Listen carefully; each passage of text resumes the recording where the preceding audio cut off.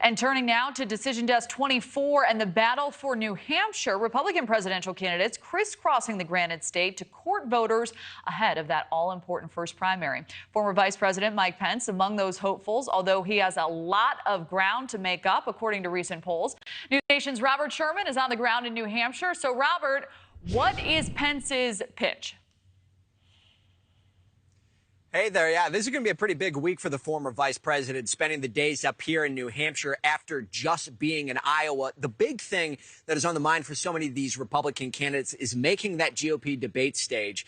The former vice president told our own Elizabeth Vargas last night that he's not quite there. He hasn't quite hit those requirements, but he feels like he's got enough steam to get over the finish line. Listen to what he had to say.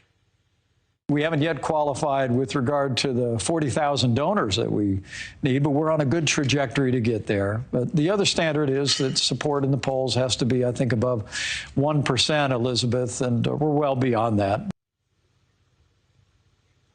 Nationwide, the former vice president is sitting in third when you look at the national polls. It's former President Donald Trump clearly ahead of everyone, with Florida Governor Ron DeSantis solidly in second. The former vice president distantly third, but ahead of the rest of the pack there.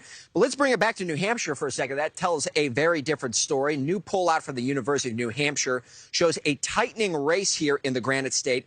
It's still former President Donald Trump atop the heap. Florida Governor Ron DeSantis is closing the gap at second.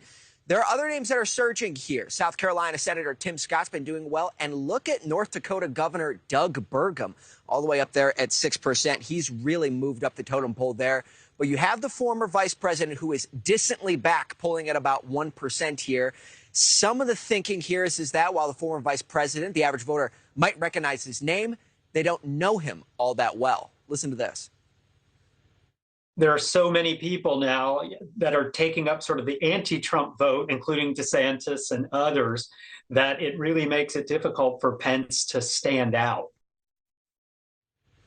And we asked the former vice president about this last week, and he described it as being well known, but not known well by a lot of these voters. So he says that's going to be his goal over the next couple of weeks, is really trying to introduce both himself and his wife, Karen, to a lot of these voters so that they get a better idea as to who he is. Kelly? All right, we'll see if that changes the dynamics. Robert Sherman, live in New Hampshire. Robert, thank you so much. Thank you for watching. Go to newsnationnow.com to find News Nation on your television provider. And don't forget to click the red subscribe button below to get more of News Nation's fact-driven, unbiased coverage.